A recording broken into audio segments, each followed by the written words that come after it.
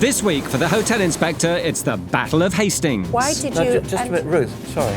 I'm in the middle of a sentence. If you don't mind, I'd like to finish.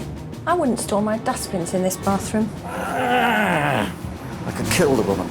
Beer mats holding up this table. She's this close to being told, go away, I don't need you, I don't need your advice.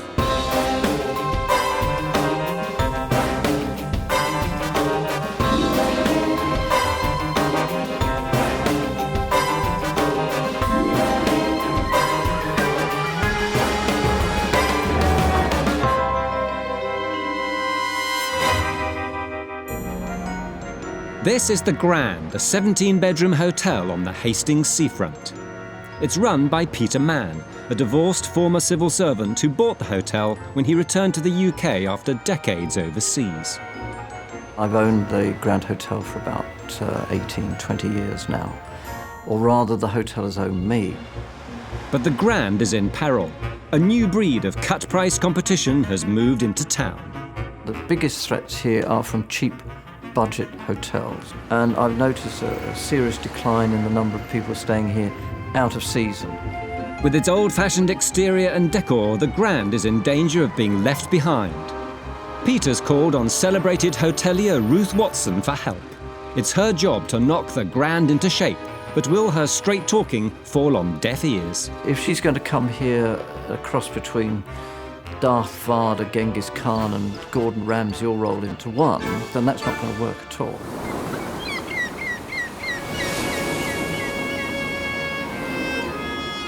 But what kind of impression does the hotel make?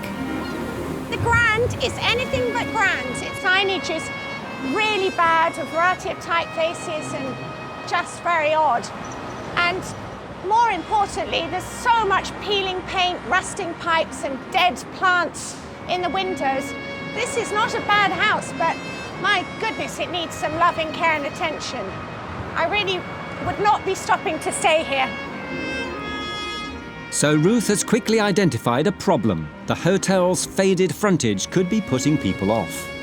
I don't know where reception is. There's lots of pamphlets and information, but no sign of a body. Well, this sort of typifies the typical English seaside lounge. It's all just very, very tired and seedy. I suppose if you were 90 years old, you might want to come and sit in here, but I can't imagine most people fighting their way in here. With its jungle of overgrown plants and tired furniture, the hotel's lounge is as dated as its exterior. This is, I think, categorically the most strange reception area I've ever been in. And I have to ring 2 bells in order to get service. We'll give it a whirl.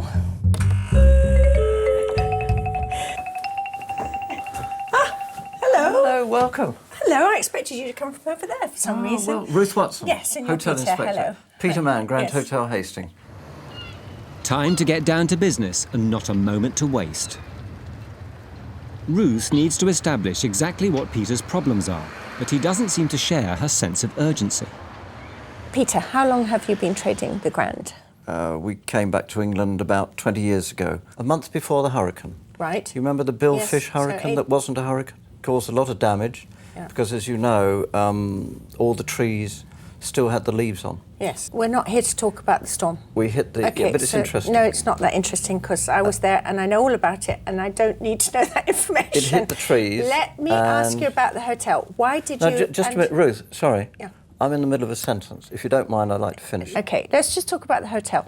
So at what point do you think that what you were doing here became less than adequate for the clientele you had? I think we've always been less than what clientele want. And what are the problems? One of the biggest factors has been the increase in the number of budget boxes, as I call them, where if you pre-book early enough in advance, I think you can stay for £26 a night or even less. Right. But do you not think that budget hotels are providing something customers want? Oh, absolutely. And that's why standards must always increase. And that's why someone like yourself can help. There seem to be, to me, immediately some things which are actually so severely in need of doing. For example, the frontage, which, you know, has got paint peeling, it's got rusty pipes, and all of those things I would have thought you would have been out there, if not yourself, at least getting some contractors in to repair. I procrastinate. I do have a list of things that I should do in the hotel. But that list has been sitting on my desk for maybe 20 years. Right. I'm sure there's going to be lots of other things as well. For example, why is your reception desk halfway up the staircase? The hotel has 17 ensuite bedrooms. Tonight, Ruth is staying in room 3, a double at the front of the building. There we are, Ruth. Welcome to your room. Thank you. Well, I wish you a good night. Thank you. And I'll see you tomorrow at Yes, breakfast. I Sleep will. well. Yes, all right. Take care. Bye-bye. Hard to know where to begin. Just every single element in this room is dated and wasn't even lovely 20 years ago. And this, I mean, look at it. It's more like a smooth Brillo pad. It's so thin and horrible. And just look at these towels. This is something that you would use for the dog. You know, Peter's talking about a one-star hotel. I mean, this is no star. Ruth's been given one of the Grand's best rooms. Keen to see what a typical room might have to offer, she embarks on a more comprehensive investigation. Well, Peter calls this one of his bad rooms. And he's not wrong. I can't believe this. I really can't believe this. A totally illegal, dangerous... I mean, this is just disgraceful. I mean, Peter's got to get rid of these today. And beer mats. Beer mats holding up this table. I mean, this is just cruddy. Oh, fuck. I wouldn't store my dustbins in this bathroom. I don't need to say anything. Everything about it is horrible. Everything. Clearly unimpressed, Ruth settles in for the night while Peter's left licking his wounds. I have a bad impression, truthfully. I think she's cold. I think she uses bad language. Trying to tell me that the exterior of the hotel should be painted immediately, or even this year for that matter, is wrong. No, I don't like the lady at all. End of story. Peter Mann's been running the Grand Hotel in Hastings for over 20 years. Set in his ways, he's struggling to keep up with the times. He's been losing custom to modern budget hotels and needs to make the Grand stand out from the crowd. That's where Ruth Watson comes in. She's already identified 2 areas for Peter to work on if he's to survive the onslaught of cheap and cheerful accommodation. Grand is anything but grand. This is not a bad house, but my goodness, it needs some loving care and attention. At fault, the flaking frontage and its multitude of ugly and inconsistent signs. No less guilty, the rooms filled with mismatching furniture and outdated fittings.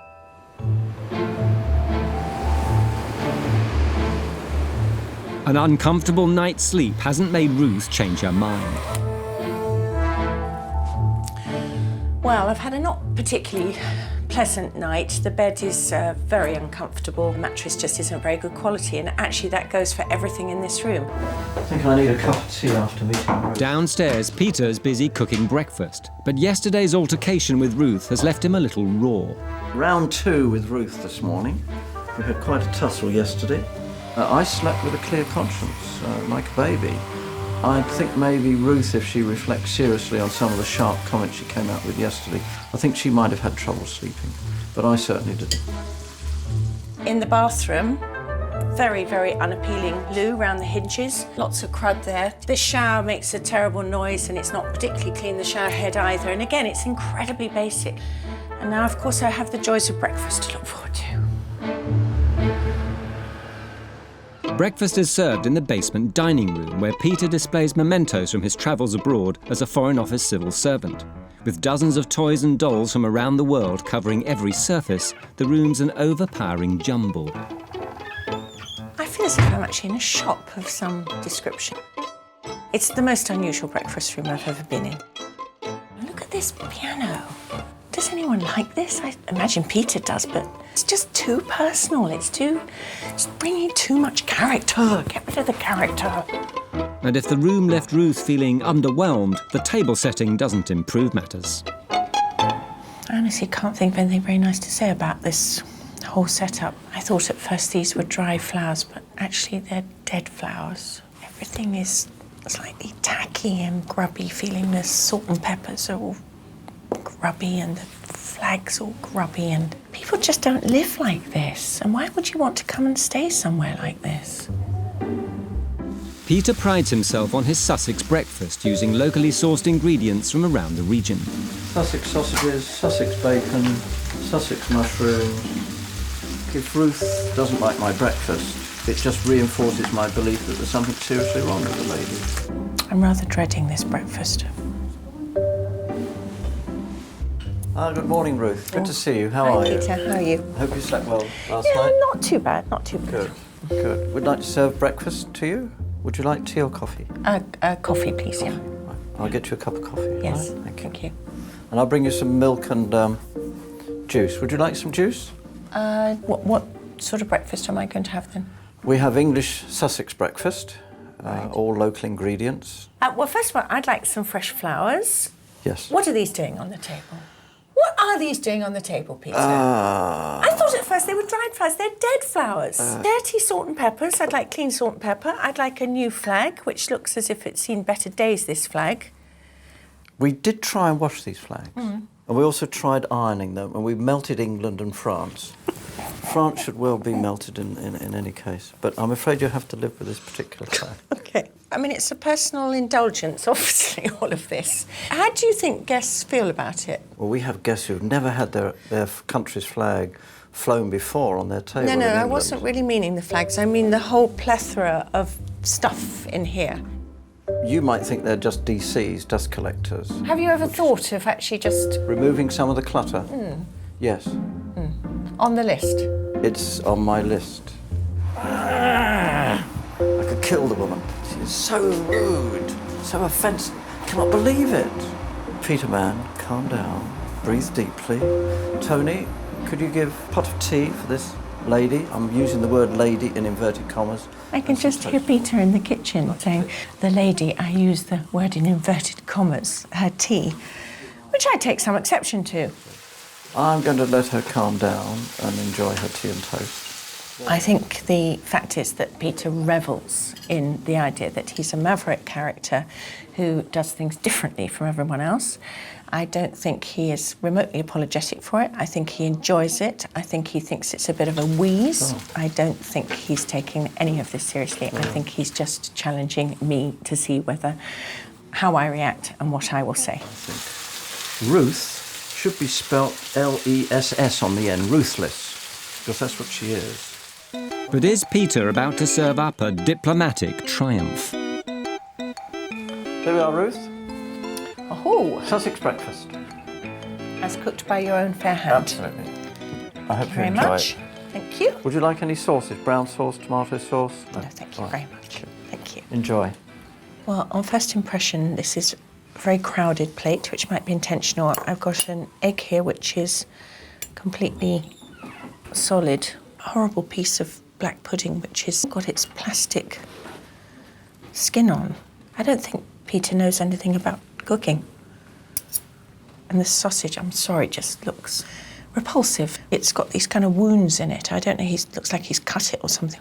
It's extremely coarse textured.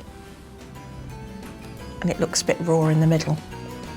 It does nothing for the eye, and I'm afraid my stomach is too weak to want to go further with this experiment.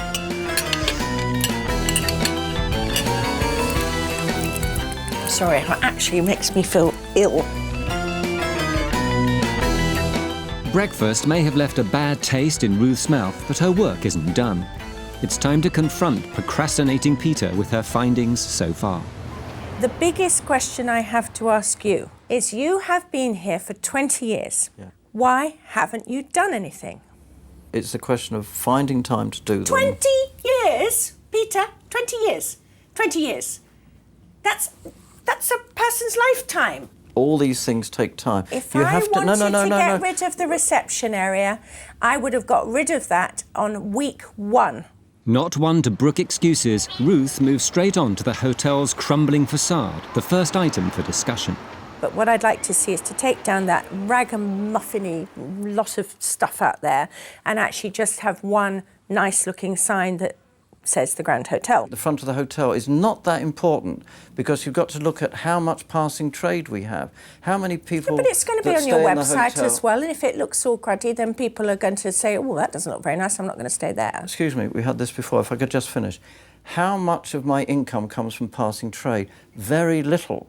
So the development and looks of the outside of the hotel is not as important as doing other things in the hotel for guests. To you. A lot of people will immediately dismiss this as somewhere to come to because they think it doesn't look tidy, neat and clean enough. And I think the more you can get rid of the obvious barriers to customers coming in, then that's the way to go. Next, the dining room, filled with bric-a-brac and random souvenirs. But I also think there's some truly hideous rubbish down there, which nobody finds of any interest, especially dead flowers. Yep, I agree. It's really quite freaky, I have to say. Last but far from least, there's a catalogue of errors in the tatty bedrooms. If I look at where I stayed last night, we had a deficiency of bedside lights. We have a loo that wasn't very clean behind the hinges. I went to one of the rooms and not only was the kettle very grubby, it's got a wire that has been bound together with tape, which is absolutely illegal. Could I please ask you today to just go and dump them? But I do agree with you, we are falling down on the functionality of the hotel. I'd like you to go and stay in one of these budget hotels just to see what they offer in terms of the room and what it provides. If this is going to survive as a viable business in years to come, something has to change. I would have been immensely disappointed if you'd come here and hadn't spotted all these mistakes and faults and things. I think you've done a wonderful job. Whether I'm got the motivation, whether I'm going to push my procrastinating nature to one side and do all these things quickly enough for you is another matter. I will try my best to do it. Peter's owned this hotel for 20 years, and frankly, the frontage, the rooms, most of the decoration looks as if nothing has changed in 20 years. If I'm going to help him reinvent the Grand Hotel, Peter Mann has got to reinvent himself first. Despite his earlier hostility, Peter finally seems to have accepted Ruth's criticisms. This morning and yesterday when she arrived, I had no wish at all to work with this lady. But now that she's come up with all these wonderful points and ideas, I have a great respect for her input. And I think we need to put the grand, as Ruth said, back into the Grand Hotel. Whether we can put the grandeur back in Peter Mann, the owner of the Grand Hotel, is another matter. With the temporary truce called, it's time to put Ruth's plan into action. She wants Peter to tackle 3 key points. First, the hotel's dining room must be decluttered and thoroughly cleaned. Next, the hotel's bedrooms must be brought up to standard, and Peter must replace broken, tired or downright dangerous fittings. And finally, the hotel's frontage must be revamped. The crumbling paint, plaster and mismatching signs could be putting potential customers off. And it seems the initially resistant Peter has had a change of heart. I changed my mind about the appearance of the outside of the hotel because Ruth was right. I checked my records and found, to my horror and chagrin, that it hadn't been redecorated for 6-7 years.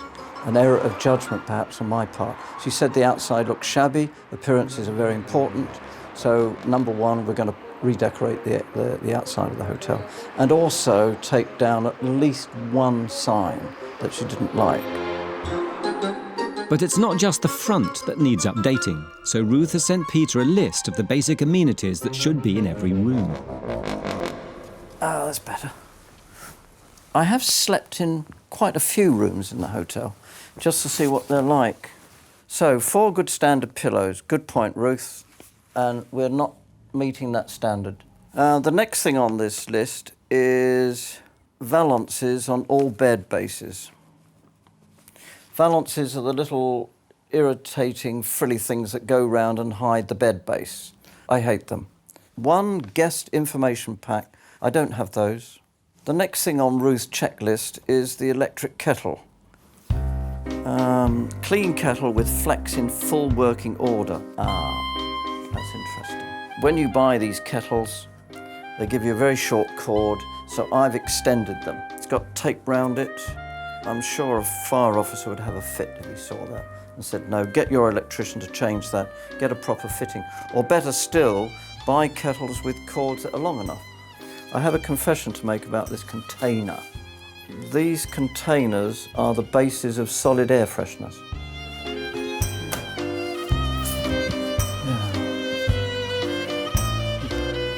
Ruth made me a list here of things that she'd like to be done in the bathroom. Ruth thinks we should have new towels throughout, both hand and full bath size, white, and bath mats. She's got a point. I'll tick those off and hopefully swing into action within the next 20 years and do them. Ruth opened my eyes. She's taken away those rosy-tinted spectacles that I wear, those absent-minded, forgetful, let's not bother with that pair of spectacles that I have. If Peter's to combat the invasion of budget hotels, he has to offer equal service and facilities. To show him how far there is to go, Ruth's arranged for him to stay at a low-cost seaside hotel in nearby Bournemouth. Good afternoon, welcome to the Ramada. How can I help? Well, my name's Mann, Peter Mann. The hotel's charging £59 for a double tonight, £10 less than a similar room at the Grand. Very much. Would you like a hand with any luggage? No, I think I can manage. Okay.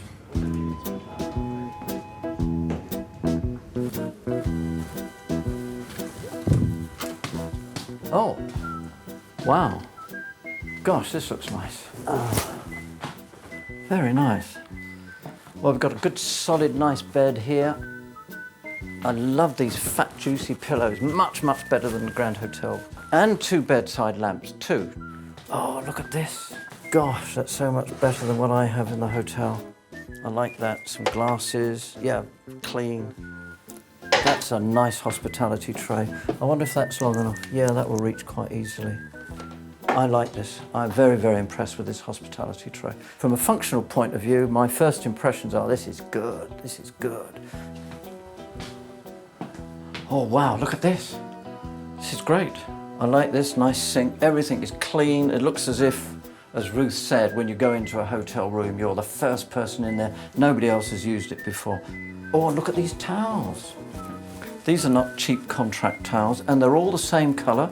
4 white, fluffy towels. And look at the size of them. That's absolutely brilliant. I'm very impressed with this. I like this very much.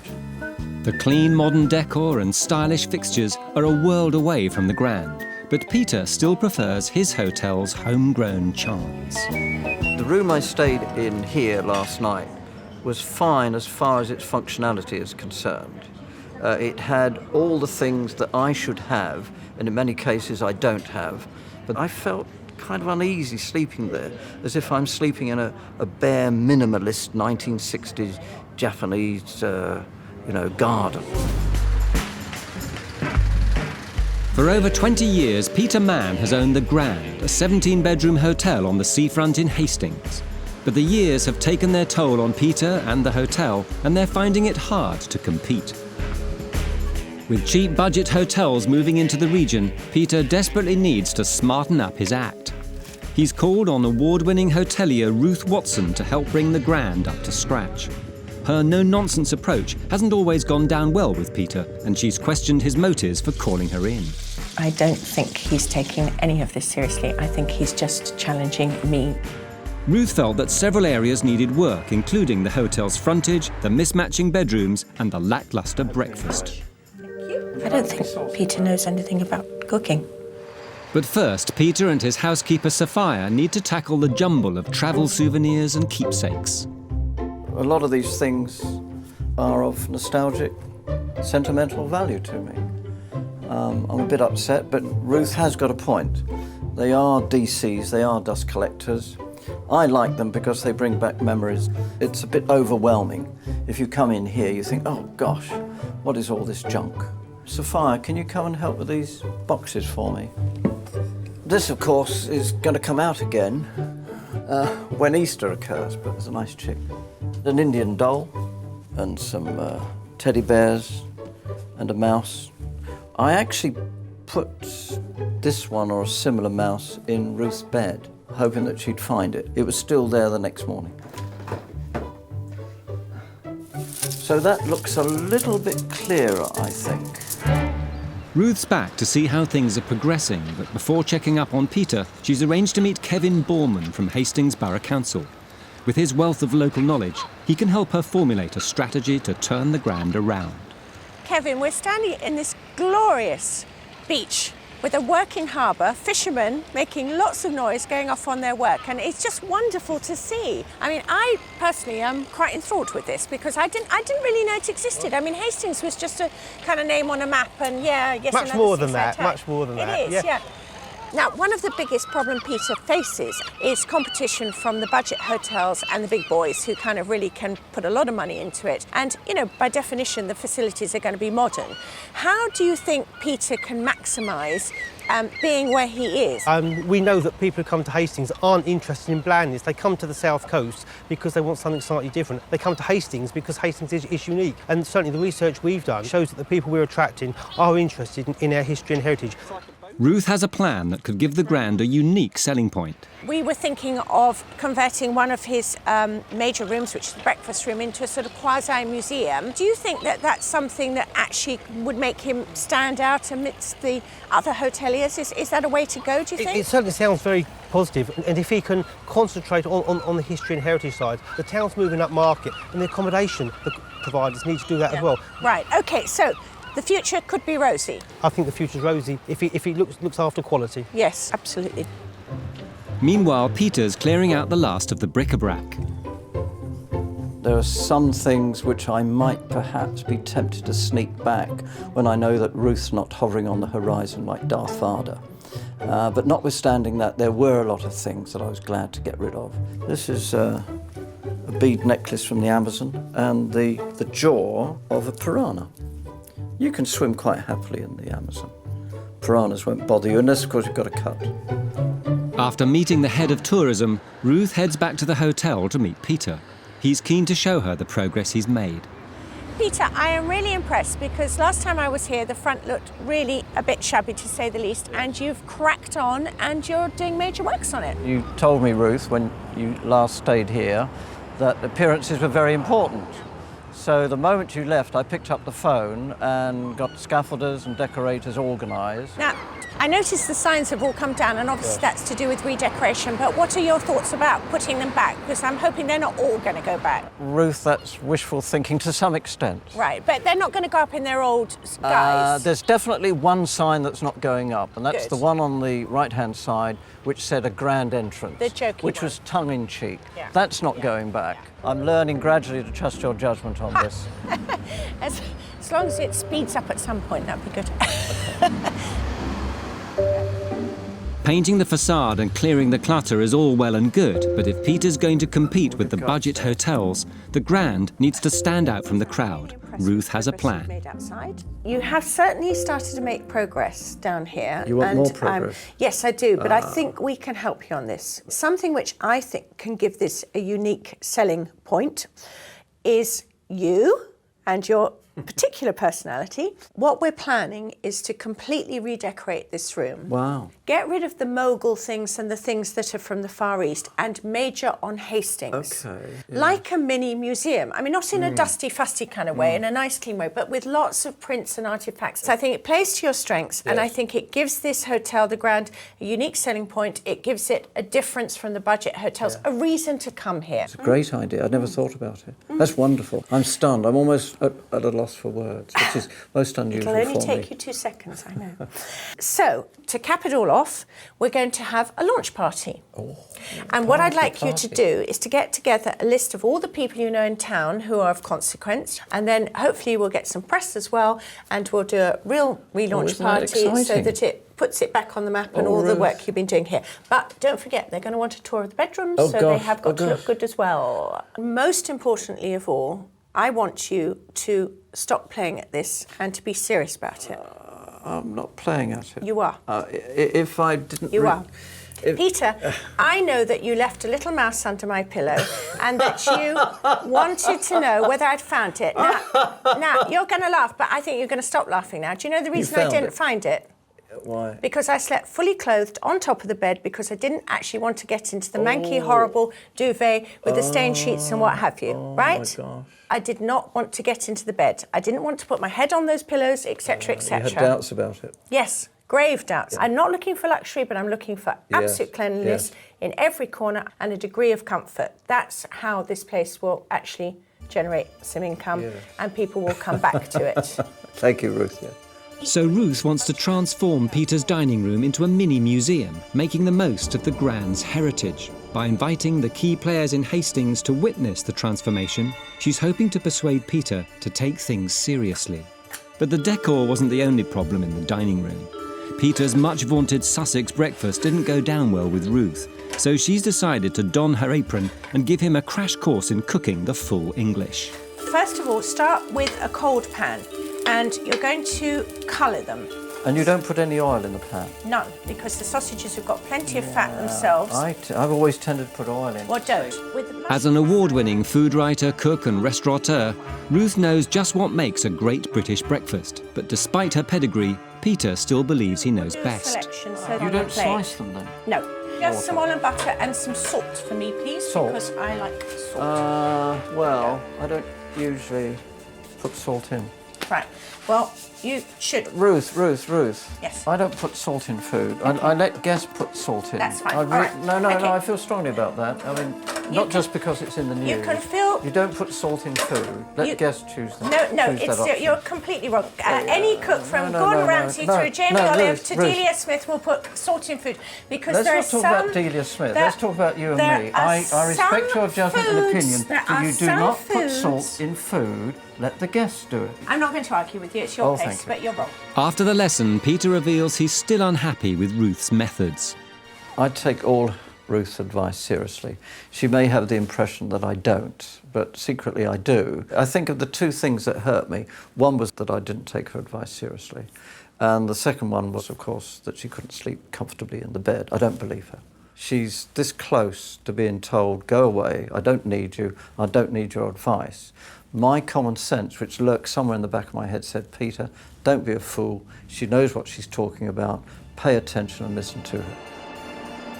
It's always an interesting experience spending time with Peter, and today he didn't disappoint. I'm really pleased, though, that he did react with great warmth to the notion that the breakfast room should be refurbished and take on a really strong Hastings theme. The next time I come to see him, we're looking to relaunch the Grand. I hope he'll have done his bit of the work, though, because I have no doubts that we'll come up to snuff. It's whether Peter will take this seriously. A few days later, inspired by Ruth's visit, Peter finally sets about transforming the interior with new duvet covers and towels. I think it's rather like driving a new Ferrari.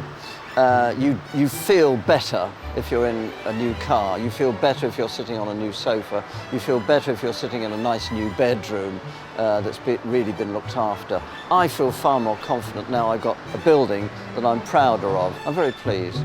After 20 years of gradual decline, the hotel's fresh look has fired Peter's enthusiasm. It's major makeover day. I'm made up. It's absolutely fabulous. The carpet chap's here.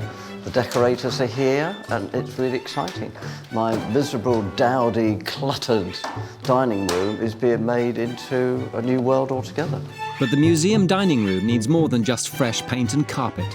Ruth has asked Alison Hawkins from the local museum to provide Peter with pictures of Hastings and his hotel through the ages.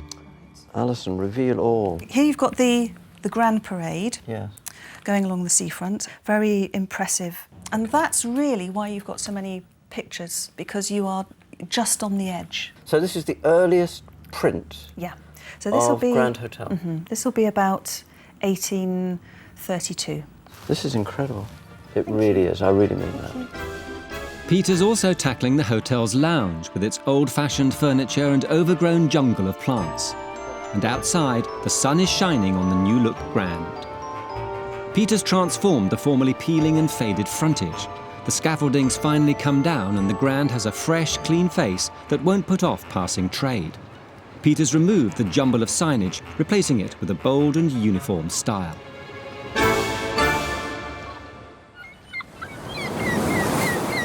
Finally, the day of the launch party's arrived, but sadly for Peter, so has a nasty rainstorm. Ruth's on her way back to check up on proceedings, but has Peter done enough to keep her happy?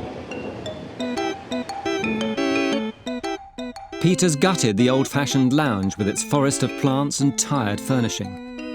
In its place, a simple corner unit allows guests to enjoy the uninterrupted sea view. But has Peter taken things too far?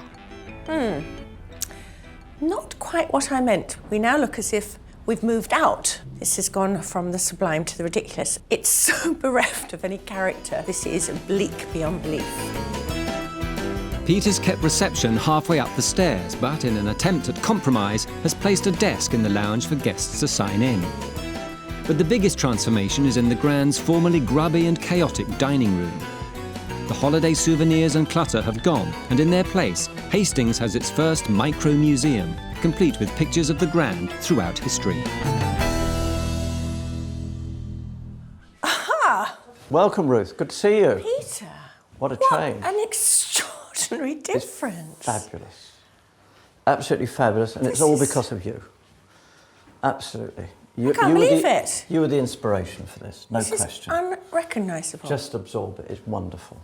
I'm staggered. Absolutely staggered. I thought it was still going to be much more cluttered looking. No, you told me to declutter. No, I know, but I didn't think that was achievable, to be quite honest, Peter. Ruth. And I really like these light boxes. I mean, they work very, very well. Brilliant. They'd also done these placemats. Fantastic. I took very seriously your advice that the hotel was a clutter and that my head was a clutter, and I've decluttered everything. But I promised faithfully, Ruth, that I would not put any of the clutter back. This is going to completely throw you because I want you to put some clutter back, but not in here. In my head? Upstairs. Just needs a little bit more clutter in it. It's very much as if somebody has moved out and they're just waiting for the removal van to come and finish off with the big bits. And I think we need to put back one of the bigger plants and maybe a couple of the other ones. I think we just need to soften it up a little bit now. Yes. Because it really is very strict. Ruth is impressed with the new dining room, but Peter's efforts upstairs are still falling short.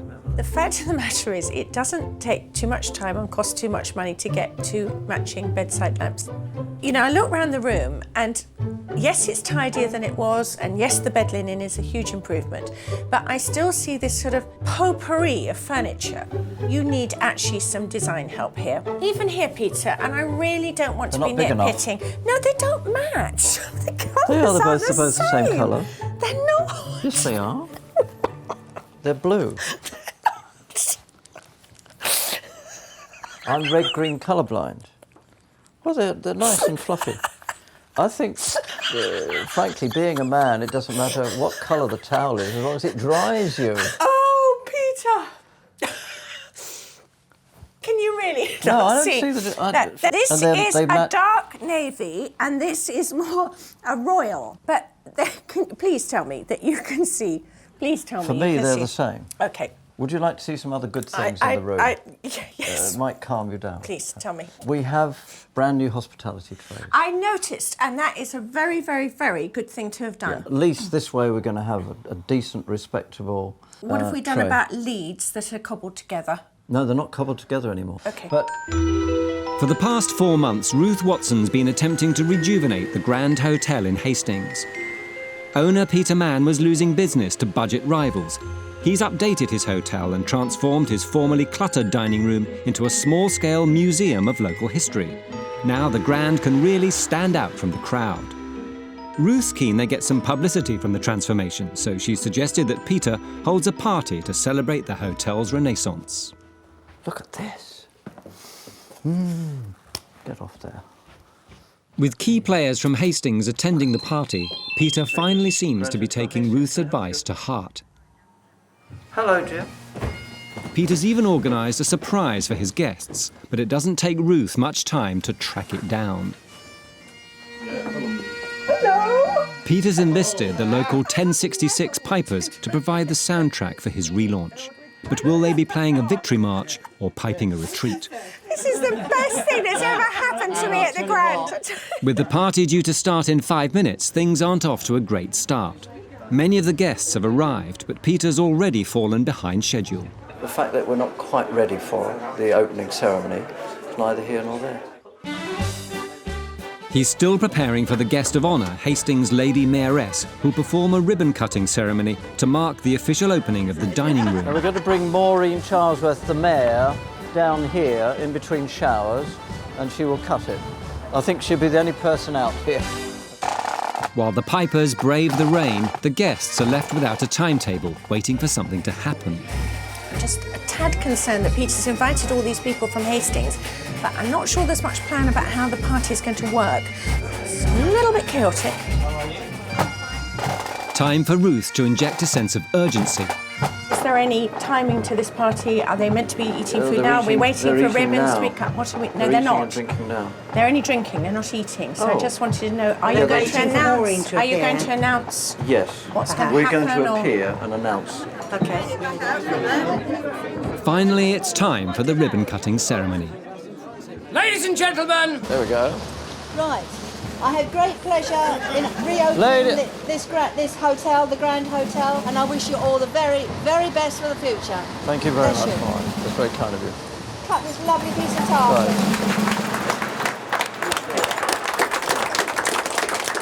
tartan. The hotel policy has always been to treat all our guests as special guests. But there's one lady here who's very intelligent, very smart, very creative, and has been an inspiration behind this whole makeover, and that is Ruth Watson, the hotel inspector. Thank you, Ruth, so much. Peter. Now, Peter obviously asked for my help, and the hotel was, I think, looking rather sad. Oh, it was a dump.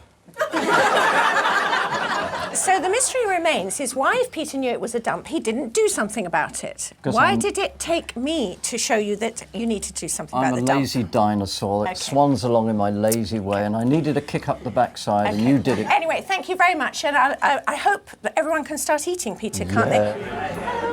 Despite the inauspicious start, everyone seems to be enjoying themselves. I think Peter's done really well on his guest list. There's a lot of people impassioned about Hastings and St Leonard's here. On that basis, I think he's scored highly. I don't think there's much organisation going on, but who cares? They're all having a great time, and if it makes people think that this is the place to be, then all for the good. When Ruth first arrived, Mr. Mann had spent 20 years putting off vital work. Now both Peter and the hotel have been given a new lease of life.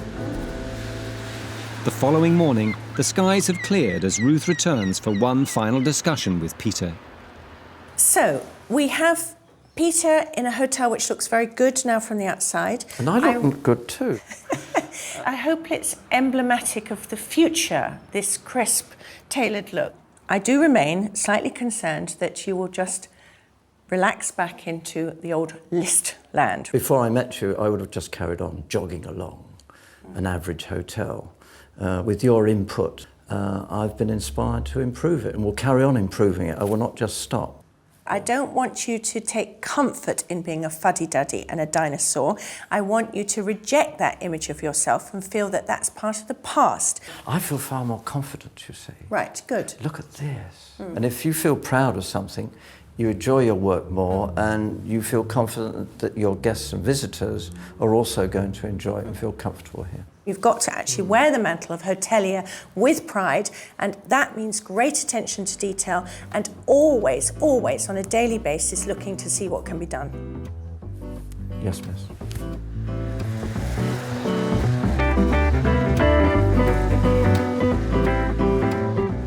Well, Peter, I wish you good luck, but most of all, I wish you great perseverance and a lot of pace. Ruth, it's been a pleasure. Really, I mean that sincerely. You've helped us enormously, and we're much obliged to it. Well, I hope you carry on the good work.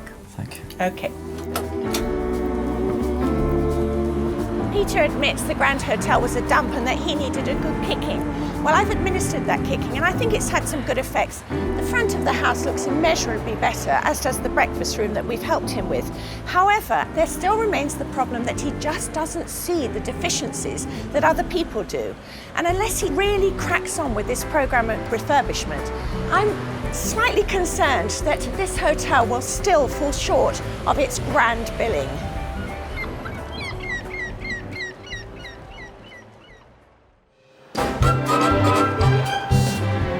The Grosvenor Hotel in Rugby, a 3-star 26-bedroom establishment owned by ambitious 28-year-old entrepreneur Raman Bao. There's a lot of people that talk it, I'm going to do this, I'm going to do that. The way I look at it is, well, why didn't you? Good morning, the Grosvenor Hotel. I want to be big, I want to be known, I want to be remembered. I just don't want to be a nobody. After growing up in the convenience store business, Bao bought the Grosvenor, complete with function room, bar and restaurant, 4 years ago. borrowing £600,000 from the bank to fund the start of his new business empire. I've got quite a good relationship with my bank.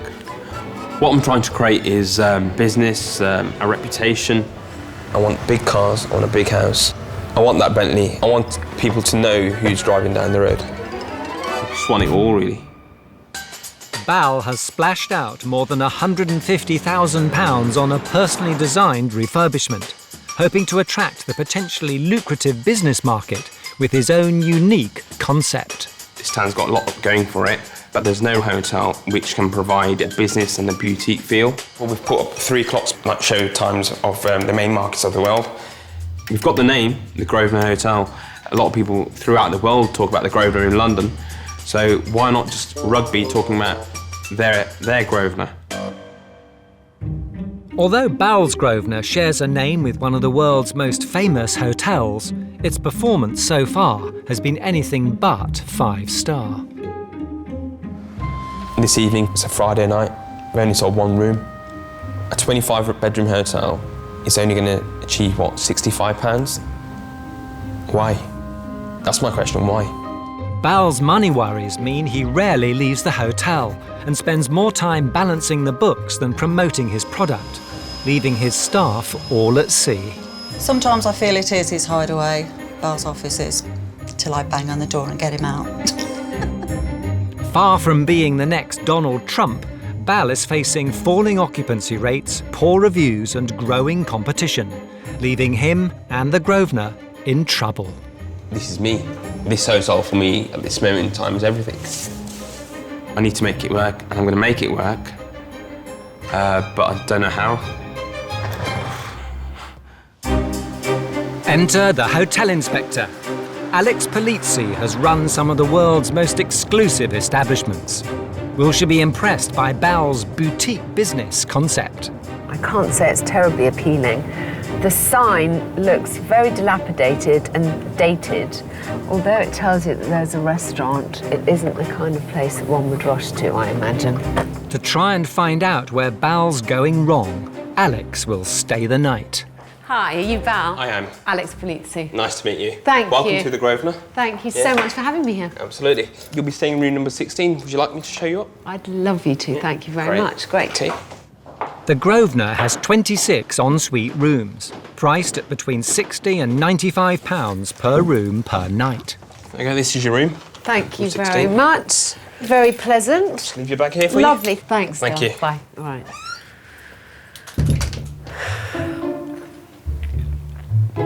This looks, at first glance, to be a perfectly pleasant room. White linen, the carpet looks quite clean. A lot of the renovation work, which has already taken place, is in keeping with their original features. Of course, that isn't a great start. I try and rectify and do as much as possible, but take into account that if I can save a little here, a little there, why not?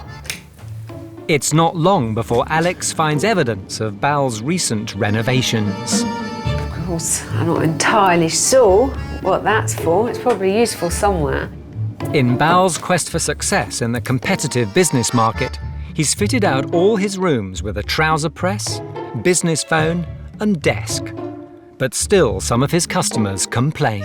We've had guests come and stay at the hotel and they're ringing down saying, haven't got slippers, haven't got dressing gowns, there's no magazines, there's not enough toiletries. We clearly didn't expect this. They're the kind of people that the Grosvenor, the name, does attract. Down the hall, will the hotel inspector be titillated by the bridal suite? This is about as far from a boutique hotel as you can possibly get without ridicule. You see, that would be very annoying. I don't think I'd want to spend the first night of my married life here. The lack of attention to detail would stifle the passions of all but the most enthusiastic bride. The whole interior looks as if it's done with a man with only one eye and his hand over the one that functions. But elsewhere, there's one part of the hotel where the earth does move. This whole floor is unsealed. There's just no excuse for that. It's also going to allow water to penetrate all through the floors below. Very, very silly boy. Alex is discovering that Bal's rooms are more bodged than boutique. I don't even really want to touch it. There's a kind of holes being plugged with a post-it note. It's clear to Alex that Bal's hotel concept and its execution are both far from flawless. Business people don't want boutique, they want efficiency. Boutique is a complete misnomer for a business hotel, and it's a very overused word which has become almost meaningless nowadays. I mean, no wonder this place is struggling if he has a concept like that, which is a pig's ear before you even start. 28-year-old Raman Bal has run the Grosvenor Hotel in Rugby for the last 4 years. But his ambitions of creating a boutique business getaway have cost him in excess of £600,000. It doesn't happen overnight for anybody. And if it does, it's a lie. So far, hotel inspector Alex Polizzi has discovered an independent hotel lacking any kind of personality. This is the antithesis to an independent hotel. It is just as soulless and anodyne as any one of the big chains. Alex is hoping the newly refurbished restaurant may offer something more appetising. I believe there's 19 people, including me, staying in this hotel tonight. Where's everyone else gone? They're not eating here. Bal has employed 2 highly qualified international chefs and plans to wow Alex with his impressive menu that brings food from the 4 corners of the earth all the way to the Midlands. We've got a mixture there of the classics, stir-fries, burgers, pasta. Also, we've got 2 Thai curries on there. So you got something there for everybody. With few customers, Alex at least enjoys prompt service. But will Bal's eclectic mix of dishes be more confusion than fusion? The Thai curry. Lovely. Shepherd's pie. Jesus, the size of them all. The portion sizes may be massive, but it appears Bal's business know-how isn't quite so well endowed. What profit do you make? To be honest, we don't know. Bal, that is shocking. Really, that's really bad. Thank you. Thank you. Unaware of his gross profit, Bal retreats to the kitchen, leaving his food to save the day. Oh, I'm dreading the carbonara because it's so hard to do well. Really, really, really good.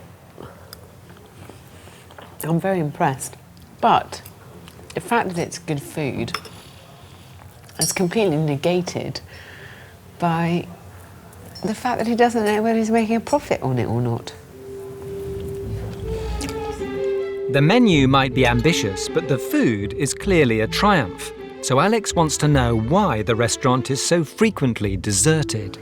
Bal, that was fantastic. Oh, brilliant. I'm glad you enjoyed it. Unexpectedly good.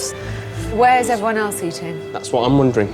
Tomorrow morning, you must say to your receptionist that every single person needs to be asked where they had dinner last night, because that will help us build up a picture of where you're falling down, if you see what I mean. OK.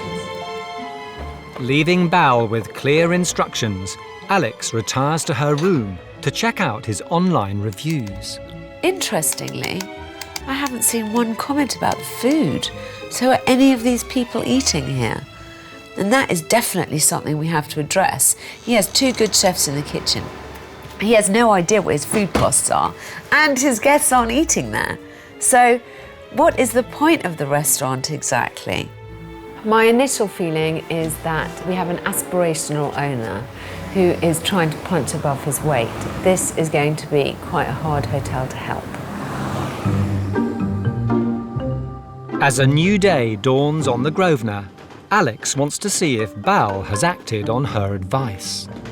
Morning, Philippa. Morning, Alex. I just wanted to ask you, how many people checked out this morning? 9 checkouts. Did Bal leave a message for you last night to ask any of them where they ate dinner? Sorry. OK. Hello? Hi, can I come in? Hi. I thought I'd come and beard you in your lair. OK. 9 people have left the hotel and we have no idea where they ate. We want to stop the rot now. We want to start finding out now, not at some point next week, what we're doing wrong and what we need to change. We've always got tomorrow. Not saying for everything, but from tomorrow morning we will be taking that into consideration and taking it forward from there. I'm not asking him to do difficult things yet. If he can't achieve the simple ones, I think we're going to have problems ahead. Having experienced Bal's Hotel firsthand, Alex now lays out her plans to lift the Grosvenors' flagging fortunes. First, she wants Bal to understand that an independent hotel needs character and personality, not a boutique business name tag. Although I understand that you've modernised, I don't want to walk into an independent hotel and feel like I'm walking into a chain hotel. And somehow that's the effect that you've managed to achieve. You use this bonkers phrase to me, boutique business. Well, what does that mean? Your strength is that you're an independent hotel. You know, we need to put the soul back in.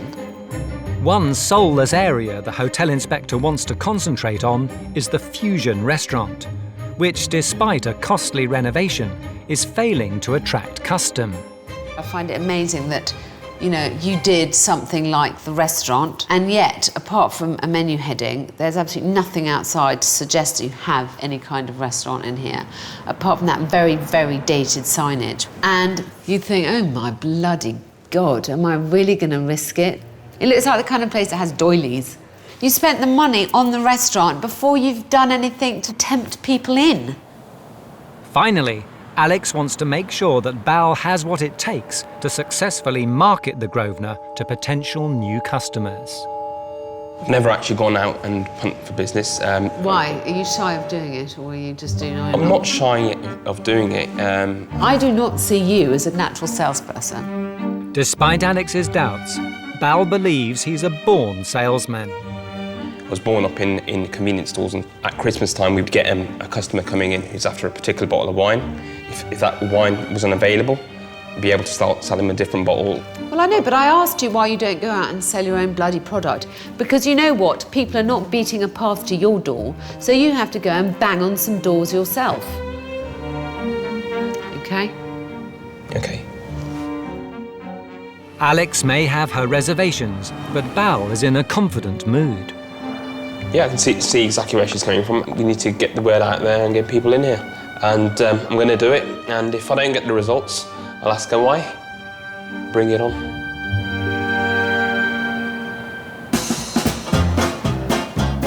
With Alex away, Bal takes on board her advice about the lacklustre signage.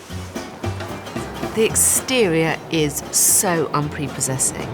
The signage is 1950s at its worst. I mean, you have to wonder, why would anyone passing think that this was a nice place to come and stay? How does that look? It looks really classy, very elegant.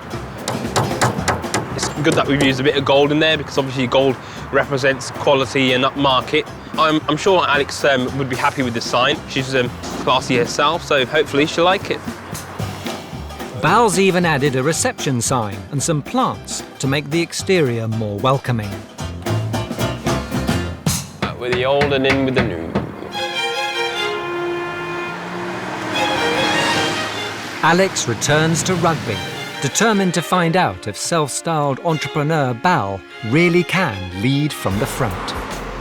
Last time I was at the Grosvenor Hotel in Rugby, I expressed quite a few doubts that Bal had the right type of personality to sell his product. So I've carefully thought up a challenge for him, and it's a challenge that involves one of the few things I can wholeheartedly admire about Bal's Hotel, which is the food. Hi. Hi, hello. Really pleased to see the changes that you've made outside. Oh, excellent. Good. I'm excited because I've designed a challenge for you. I have got us a pitch in the centre of Rugby. Oh, gosh. OK. Well, you did tell me last time I was here that you were a very good salesman. OK. So I'd like you to cook up a few big dishes. Absolutely. And this is your chance of telling people what you have here, giving them the menus, and I would like us to go away with a few restaurant bookings, as many as we can possibly achieve, OK? OK. With a challenge on the table, Bal is confident he can deliver the goods. I'm looking to go out there and actually prove Alex wrong and show her the sales gene in me. Because I still believe that I'm the man for the job. He needs to be a bit flamboyant, he needs to be very chatty, he needs to be very positive about his product, he needs to create an air of enthusiasm. So I shall be interested to see how he copes out in the street. Let's go out there, let's finally get the word out there, let's see if we can get some bookings, so let's do it. Okay. Yeah? Okay. We don't just say it, we do it. But it turns out Bal's approach to the task is more tactical than practical. Brasserie is something different than rugby. So, hand over the flyer to the target. The target begins to read the flyer. The bar offers a very wide choice of drinks. Very wide choice. It features foods. But Bal's desire to be perfectly prepared means he's missing out on potential profit as the town centre crowds head home. Where is Bal? The light is going. Oh, I don't know what he's faffing about doing, honestly. I just want to get this show on the road. Bal finally arrives, keen to make up for lost time. Would you like to try some food? No, honestly. Are you sure? Yeah, honestly. Okay. Would you like to try some food? I haven't really got time. To market his hotel on the streets of Rugby, Bal is offering free samples of his fusion cuisine. And with his sales patter ready, he's hoping to attract some new restaurant bookings. Would you like to try some of the food? No. Pretty much as I expected, really. What do you eat, if you don't mind me asking? Just normal stuff. What's normal stuff? Scampi and chips, that kind of thing? No. Bal was trying to prove to me that he's a salesman, but I see no evidence of that yet. What's wrong with it? Yeah? Free food and they say no. Bal can't give the food away. Alex steps in to show him how it's done. Hello, ma'am. Do you want to come and try some food? Chicken jalfrezi and rice. And what about you, ma'am? The soup's lovely. Please take a menu with you. Oliver, please make sure that everyone who comes past and gets some food gets a menu. And Bal's team pick up the baton. Would you like to try some food today? It's free. Yeah? Yeah, we would. Go ahead, thank you very much. Okay, thank you. Would you like to book a table then? Yeah, okay. To keep Bal shouting about his hotel, Alex decides to give him a helping hand. I've got a megaphone. Go on, darling. See if you can do it. People of Rugby, here we are today to promote the Fusion Bar and Brasserie at the Grosvenor Hotel. Would you like to make a reservation? No, not yet. Not yet? Not yet. I'll let you try the food, just before I ask you again. Right? Yeah? Yeah. Would you like to make a reservation? No, not today. I believe that I've shown Alex that I'm actually capable of selling something. The bit I found the most difficult was actually speaking on that xylophone there. Engaging with people is a real skill, and it takes quite a lot of guts and it takes quite a lot of verve. But when you do, people really respond to it. That face-to-face contact is so important. Absolutely. And that's what I'm planning to do now, shove it in their face. People of Rugby! He's not a natural at this, but at least he hasn't given up. He hasn't walked away in disgust. He hasn't put his head in his hands and wept. We need to teach him how to do it better. He's got guts. He just doesn't have much glory. It's a fusion menu. Bit of Thai, bit of Chinese, bit of traditional English and bit of Indian. Come on, that's enough. After this performance, Alex still has questions about Bal's sales ability. It's important that you understand how essential that face-to-face selling of your product is. Right. I do think that you have some issues in the way that you present yourself. In what sense? In the sense that you don't have natural salesman tattooed over your forehead. So do you think you're a salesman? I'm a salesman in the making. You know what, sometimes you can be really charming and when it comes through, it's very nice. So, I absolutely bloody insist that you go out there and punt your business. Right. I would like to put my attention into putting some personality back into this place. You try and get some business, and I will look after the dining room and the outside. I will do something to make it a bit more personable. Alex leaves Bal to focus on getting in new business. But does he think he's up to the job? I'm looking to myself now thinking, well, have I really got that bubbly charm and that warmth about me towards customers and general public? The Grosvenor Hotel in Rugby, run by 28-year-old entrepreneur Raman Bal. Hotel Inspector Alex Polizzi has identified that both hotel and owner are in need of a major overhaul. Nothing's easy. Everything's a struggle. If it's going to stay the way it is, maybe I shouldn't be here. On her last visit, Alex discovered Bal's salesmanship left much to be desired. So she set him the challenge of marketing the Grosvenor to the wider community. Alex actually said that she felt that I wouldn't be very good at sales, and I'm more than capable, really. I'm expecting that Bal now gets busy on the phone. He will obviously not succeed with every number that he calls, so he has to make sure he has a certain hit rate. But it's not a great start. It seems that Bal's sales technique has let him down in the past. Hi there, I'm calling from the Grosvenor Hotel in Rugby. I was wondering whether we could actually make an appointment with yourself to actually come and present our hotel to yourselves. Is it under new management by any chance? It's not under new management, it's just recently been refurbished. The only reason I ask is because your hotel has been put across my desk before, and we made contact, and the response that I got was less than satisfactory, should we say. So I thought, well, okay, fair enough. Not really interested then, because there's plenty of other hotels to use. Yeah. So, From what aspect? It's going to give you a bit of a black mark. No, from what? But I can't remember now. I'd have to check. Right. Yeah, that would be very interesting to know. Why? What's your owner? Sorry? What's your owner? Are you the owner? I am, yes. What's your name? My name's Bal, B-A-L. Yeah, that's right. What's you? In fact, I'm sure I've got your email address somewhere. So. Right. Any of other hotels? Well, I'm looking for an opportunity once again to actually put that right. Would you give me the opportunity? I had a bad impression, so let me have a rethink and I may give you a call back. That's great, thank you. All right. Bye-bye. Bye. Whoa. Yeah, a bit of a shock, really. Okay, next. The black mark has left Bal a little bruised, but he's undeterred. If customers won't come to the hotel, he'll take the hotel to the customers. I'm quite keen to prove Alex wrong because I feel that I am a good salesman and show her that I do actually have it within me. I really do want to get the message across in the right manner and win their business over. Bal has an appointment with a major local firm, but will his performance improve with a more direct, face-to-face approach? Hi there. I've got an appointment to see the managing director. Oh, yeah. The company uses hotels in Rugby for its international clientele, so it's a huge opportunity for Bal to fill his empty rooms.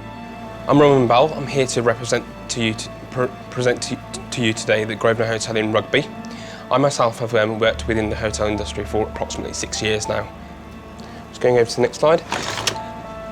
The hotel's located in a residential area, which again gives you a good night's sleep.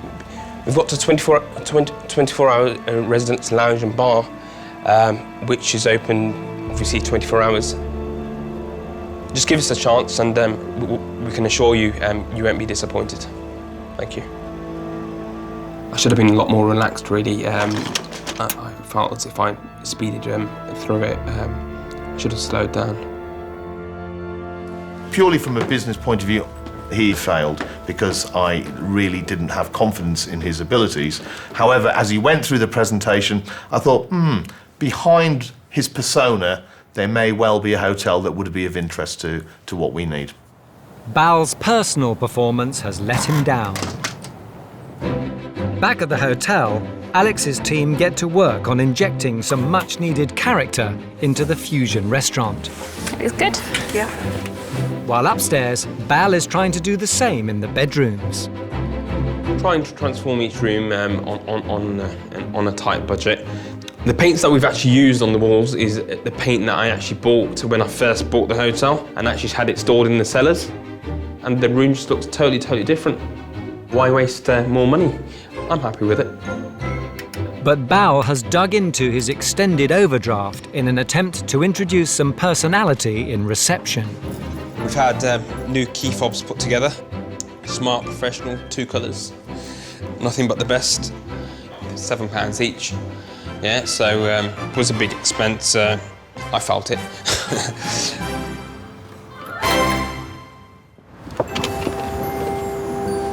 3 weeks after her last visit, Alex is back to check up on Bal and unveil the new-look fusion restaurant.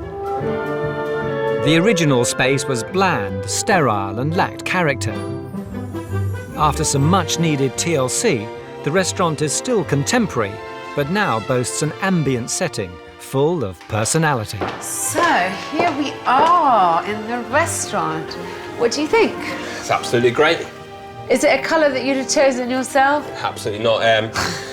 Even when they started putting it onto the walls, I thought, well, what are they doing kind of thing. But now, yeah, absolutely, it's amazing. Good. It definitely doesn't feel like the same restaurant. Now the restaurant has personality, Alex wants Bal to work on his. She wants to coax out his inner salesman by getting him to concentrate on what his independent hotel has to offer. This is now a major selling point in Okay. your very personal hotel. Tell me why. What's great about this restaurant? The food. The food is great about this restaurant. Yes. Because it's all cooked to order, it's all absolutely fresh. Also, don't forget that 2 of your chefs worked a lot in... They've worked in Delhi, Dubai. One's actually worked in Singapore as well. And you wouldn't be able to find that in any other hotel of this standard. That's very good. And who better for Bal to practice on than the company that black-marked the Grosvenor in the past? Alex has brought them back to give Bal a second chance to make a good impression. I'm feeling very, very confident about doing it in this manner. It's kind of in their face, putting it bluntly. Hi there, welcome to the Grosvenor Hotel. Bal is taking no chances, getting in a last-minute rehearsal. I'd now like to show you some rooms, if you'd like to follow me, but do it a lot slower, I think. Yeah. Hello there. Hello. So has practice made perfect for Bal? I'd like to show you around the hotel first of all, and then hopefully you've got some questions for me, which hopefully I can answer. Yeah. Room number 16. Thank you. This is one of our better rooms, to be quite honest. Got a good sized window there. The bathroom, our aim is to keep them clean and tidy. This is another room. As you can see, it's smaller than the one that I showed you first. I cannot overstate how important these kind of visits and these kind of presentations are. He has to become so accustomed to it that literally someone can arrive on his doorstep without any warning, and he launches into one of these things without a second thought. This is the Fusion Bar Lounge area. Do you do bar He has got to become very fluent in selling his hotel, because he should be his own best brand ambassador. The main thing about the restaurant is the food. It's unbelievable. You've got to try it to believe it. It's all cooked to order and it's all fresh onto the plate. That doesn't take a long time to bring to the table, does it? We do get guests kind of looking around thinking, well, where's my meal? But by the time it gets to the table and they try it, that's it. His business's success depends on him. I don't know what the next step is if Bal has failed here. Bal has done all he can to showcase the Grosvenor, but were his special guests impressed? Now you've finished your hotel tour with Bal, I'd like to know, how do you think he did? We were waiting to see what he was like, because I've not met him before. So I think he exceeded our expectations. He did, a little bit, actually, didn't he? yeah. Is there anything that you were disappointed with or you thought that should have been done better? The only thing that we thought was the bar area, It's really. a bit soulless, isn't it? There was no life in there and it lacked any kind of personality. Did he show you the menu? That probably would be the thing that we would be able to get people to buy into it first off, is the restaurant. The food here really is very good. I think that's what's unique about him, because you go and stay at a chain hotel, you don't have that option. No, you don't. So did Bal do enough to reverse their original reservations? Alex has the verdict. Well, Bal, I'm pleased to say that you seem to have done that well. Oh, excellent. Brilliant. Very good feedback. The main selling point for them that would suggest to them to book clients in here rather than in one of the chain hotels is the restaurant. at least they're willing to give it a chance. That's the main thing. So, which we're definitely not going to get wrong. They said that there was lacking personality in your bar. They said exactly the same thing as yourself. I know. So, challenge for next time I'm here is for you to warm up that bar. Okay. Now, I suggest that we widen out this challenge a little bit. I would like you, for next time I come, to invite the great and the good of rugby to come here, to have a look around the hotel. When they're here, to give a short speech saying what your goals are for the hotel, what your aim is, and that therefore people will walk out of here thinking they need to give this place a chance. Absolutely. Buoyed by his success, Bal sets to work on Alex's challenge, redecorating the soulless bar area. Watch your learn, John. Watch and learn. But is he feeling confident about the big event? I don't think there is anything that can really go wrong tomorrow, apart from the fact that my nerves overcome me and I'm speechless. For the past 5 months, Hotel Inspector Alex Polizzi has been tackling the problems of the Grosvenor Hotel in Rugby. On first inspection, she found a hotelier with ideas above his station. I was fascinated when he described his hotel as a boutique business hotel, as this was a phrase that I've never yet heard misused before. Now Alex wants Bal to relaunch the Grosvenor, ditch the business boutique tag and reinvent himself to stand out from his main competition, the chain hotels. I've asked him to invite quite a lot of people, but also use this as an opportunity to show me that he's learnt something about public speaking. I want him to do a little speech, and I'll be very interested to see how easy he finds it, A, to interact with his guests, and B, to stay succinct and charming. Alex is keen to check on his progress before the big night. You feeling good about everything? Absolutely, yeah. I'm really excited for this evening. How many people do you think are going to come? Approximately about 100 people this evening. We're hoping Good. for. Yeah, absolutely. Darling, I'm feeling very positive about everything now. Good, but I'm dying to see the bar. Can I go in and have a look? Thank you, darling. Wow, Bal, this looks so much better. Bal has taken Alex's advice and given the lifeless bar some soul, with new lampshades, wall hangings and furniture. I think you've done a great job. Thank you. With the biggest event in the Grosvenor's history only hours away, Bal rallies his troops to boost morale. Right, so guys, I can't emphasise how important this evening is. So I want you all to be relaxed, don't rush around, make it look as if like we're more than capable of taking on an event of this size. So I'm really looking forward to seeing him interacting with the staff, making sure that everyone's clear about their roles and not running around like a headless chicken once the event has started. We're going to have 2 rooms open this evening. Luckily, Adele stopped selling the rooms.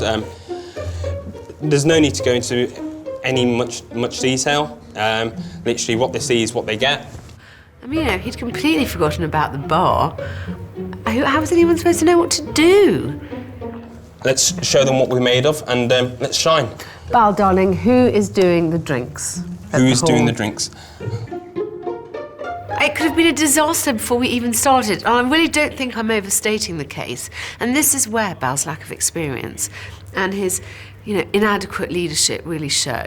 If someone wants to leave coats or something, where are they putting them? There's actually there's a coat stand in the reception area, or maybe we should bring that. Well, if we have 80 people, darling, that coat stand isn't going to be able to very overflow. So I would suggest a rail in reception, yeah? Okay, rail in reception. Thank you. Thank you very much. Bal's idea of a call to arms is hardly Braveheart, is it? Those poor girls would have been like rabbits in the headlights, everyone tripping over each other and not knowing what the other person's role was. I really throw up my hands in disbelief. So, it hasn't started very well. Let's hope we can make it continue a bit better. The special evening has a guest list worthy of any major business event. The corporate A-list have turned out for the relaunch, and it's the biggest night in Bal's hotel life. Not only have I put a lot of effort into thinking what needed to be done here, but since my first visit, he's committed a lot more time, energy and money, which he doesn't really have, to improving so many other aspects of the hotel, and I want it now to have all been worthwhile. Yeah, it's just another step in the right direction, and it's having that confidence and actually doing it. I'm dreading the speech. As an expectant crowd waits, Bal prepares to deliver the speech that could help secure the future of the Grosvenor. I hope the speech is going to be punchy, enthusiastic, fluent, and basically highlight the great things about this hotel. It's Bal's moment of truth. Good evening to you all. I'd like to welcome you all to the Grosvenor Hotel. I've been here for 4 years now. I'm the new face of the Grosvenor Hotel. Obviously, we're now all stood here in the bar area. I'd like to soon show you through to the restaurant area. We've got a buffet on this evening to show the kind of food that we have to offer on our menu. I'd like to thank you all for coming, and hope you enjoy yourself this evening and see what we have to offer, and I hope you all like it. Thank you. It's not exactly the grandstand performance Alex had hoped for. Oh my God, I mean, Bal was like a Christian being fed to the lions. But thanks to the improvements, the independent hotel can now speak for itself. The ambience is lovely, the colours are lovely, the whole setting is absolutely fantastic. I think the Grosvenor looks absolutely superb now. It really has been a fantastic transformation. Bal's fusion cuisine is tantalising taste buds, and his refurbed rooms get the nod from potential new customers. This is really nice, isn't it? Yeah, very nice. It's very traditional, but modern. I love independent hotels, I love independent restaurants, that's where I want to go. And this is a place that I would definitely recommend. It's the kind of hotel that I think has been needed in rugby for quite a long time. More people need to know about the Grosvenor Hotel, because it is truly a hidden gem. When Alex first arrived at the Grosvenor, she was unimpressed with its dowdy exterior. As a parting gift, she's upgraded it with new lighting, more befitting a stylish, independent hotel. It looks fab. It's brilliant. Lots of people have said to me this evening that for the first time they noticed the hotel as they drove past. It's brought the building all together. It looks really pretty now. Definitely. The Grosvenor's now on a good path, but it's going to be up to you to push it the rest of the way. Absolutely. Thank you. My pleasure, darling. It's been good working with you. The hotel inspector leaves in high spirits. I had a few main goals when I started working at the Grosvenor. I wanted to winkle Bal out of his office, get him out and about selling face-to-face. I wanted to inject some personality into the decor of the hotel. And finally, I wanted him to understand the nature of his business. Very nice to meet you. I think I've achieved all these goals to a greater or lesser extent, but the thing that gives me most satisfaction is the knowledge that I'm leaving this hotel with a stamp of independence upon it. Just shows what I'm capable of. So watch out, rugby. The Madonna Halley Hotel in Edgware, North London, home to the Cypriot Florides family. Hello, Pavlagi. Dad Tulis purchased the property in the mid-1980s before extending and doubling it in size to fashion a 12-bedroom hotel. I created all this hotel whereas I was bringing up 4 children and working. I mean, I created this from nothing. Self-taught ceramicist Tulis has now decided to take a back seat from the business. No more Mr. Nice Guy. Leaving eldest son Chris to hold things together. Christopher, he unleashes immense amount of energy. The business is absolutely all on my shoulders. If I don't come to work, there wouldn't be a business. With sisters Madonna and Bobby... It's just fine-tuning him here or there, which is the hardest. And assorted family members all pitching in... Christopher! Chris! Christopher! Chris has got his hands full. Chris, please. Come on. But he's convinced he's less a jack of all trades and more a master of his domain. My role is mainly handling functions, taking on bookings, dealing with the administration of the hotel, from plumbing to anything, so I like to give everything a go. You say magnolia, you get bright yellow. But of course, Chris doesn't want to change it. What's the family motto? Set the boundaries, find the balance, and take no bullshit. That's it. As Chris takes on responsibility for managing the inside, outside, Dad Toulis is free to complete his life's dream, creating his own Garden of Eden.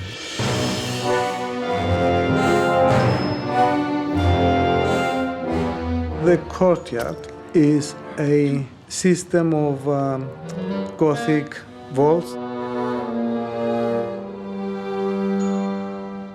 It was all inspired and created by me. It is quite original. And the unique architecture continues inside. This depicts Greek mythology, story of Odysseus' journey, starting from Troy, going back to Ithaca.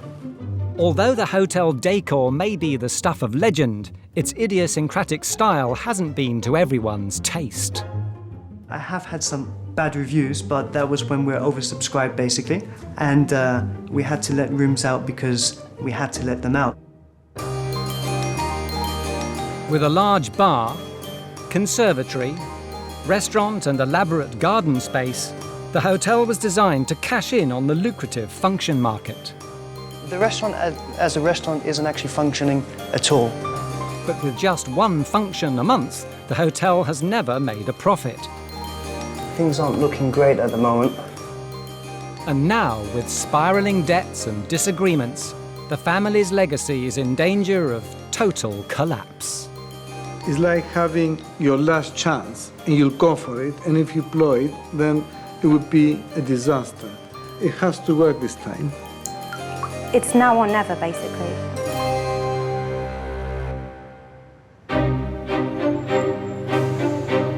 Enter the hotel inspector. I'm always very nervous when approaching a family business. However well you get on, the perils and pitfalls of working with your nearest and dearest put strains that no relationship should ever have to undergo. Alex Polizzi has run some of the most prestigious establishments in the world. Can she save the Madonna Halley and the family from themselves? Not only is there a fluorescent sign, which is a big no-no in my book, but half the tubes have blown. The attention to detail here is obviously lacking. There's dead leaves and cigarette butts all over the frontage, and all in all, it just looks unkept and pretty unappealing. To find out why the hotel is failing, Alex will stay the night. Welcome, Alex. Hello, thank you so much for inviting me. A pleasure. Let me show you around. Thank you. Please follow me. Hotel manager Chris is keen to make a good first impression. This is our restaurant. We have the upper level, the lower level, and in total we can cater for up to around 140 people seated. I love all the brickwork and everything. Very different from what you expect when you arrive at the outside. The family used the downstairs area for functions and parties. But despite the unique decor, the furniture fails to rouse a cheer from the hotel inspector. The floor's gorgeous. Thank you very much. The furniture's awful. It's just the colour thing. You've got a blue floor. Why would you have red chairs? But Chris is confident the upstairs will be more to Alex's taste. The Madonna has 12 ensuite rooms, priced from £55 a night. For his special guest, Chris has reserved his recently refurbished room, 208. Thank you. Welcome to your room. Your bag. Anything I need to know? Your key. Thank you. You have access at any time. If you need anything, dial 200 and we'll be downstairs. Okay, fantastic. Thanks, darling. You're very welcome. See you in a minute. Take care. Right, well, let's start with the obvious things. I like the purple wall, unusually, and I quite like the art. Everything else in the room is irredeemably ugly. Look at that too. Cover off the box. Why is there a runner here?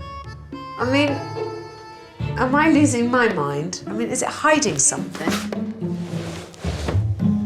Oh yes, it is. The style is pretty simple. A few trimmings with our ceramics incorporated in the rooms. Not too sure what Alex is going to think, but we'll see. Look at that! Look at that decorative detail on this awful floor. Look at the mirrors being put on the wrong way. Our limited budget, I pretty much have to do from the plumbing to everything, basically. It's all the little bits that are obviously not being picked up on that are the problem, and there's quite a lot of them.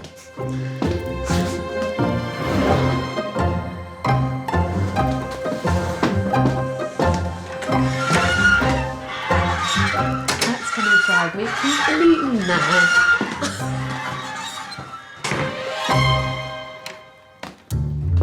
And it's a similar story in the other rooms. Gosh, well, things are getting worse and worse. That radio is probably vintage. Look at this. I thought the chair in my room was bad, and this is a lot worse. There's no lampshade on the light, and no wonder it's so hot in here. There's no dials on the radiator, so even if I wanted to, I couldn't possibly turn it down.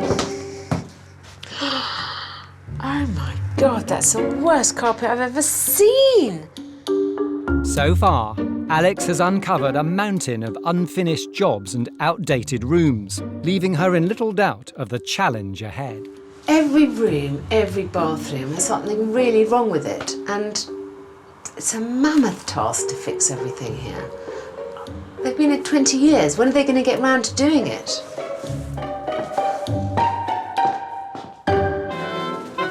The Madonna Halley Hotel in Edgware, North London.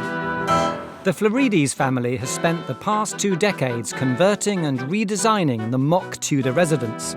But dire reviews and a barely functioning function business is leading the family to ruin. Hotel Inspector Alex Polizzi wants to know why the bedrooms are so neglected. How depressing. A visit to the hotel's garden might provide a clue. I mean, look at that, it's completely amazing, it's beautiful. But this is a hotel. Alex wonders if owner and master craftsman Tulis may have spent too much time with his hands in the clay and his head in the clouds. It's just someone has had a load of ideas and never finished one of them, it seems to me. So now there's obviously excavating over there and stuff's happening over here, and this has never really been finished. I mean, it's just madness.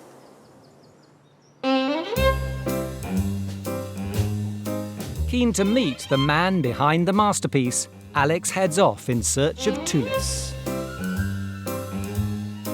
The plan is that these arches are going to carry on into a sort of a certain geometry, like a square, all the way around. And then there would be another floor, which will fit exactly geometrically and simply over this. And then there would be a dome all in the middle. Okay, and are you involved in the hotel side of the business, or is this really all that you're interested in now? Christopher is the inside, and I'm on the outside, and that's how it's going to be. Fine.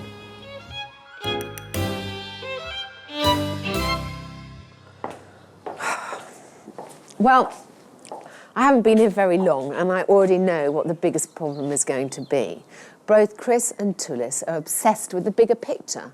Impressed as I am by this wonderful folly, by their desire to leave such a legacy, ultimately, I'm only interested in their hotel business. And I think they need a lot of bucking up in that regard.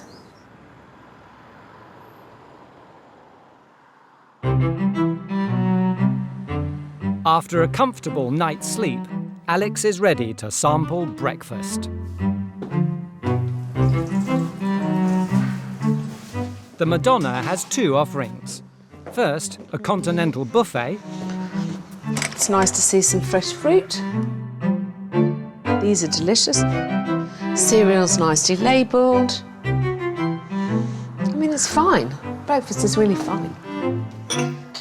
And second, Chris's very own cooked breakfast, charged at an additional £5 per person. Thank you. Lovely. Thank you.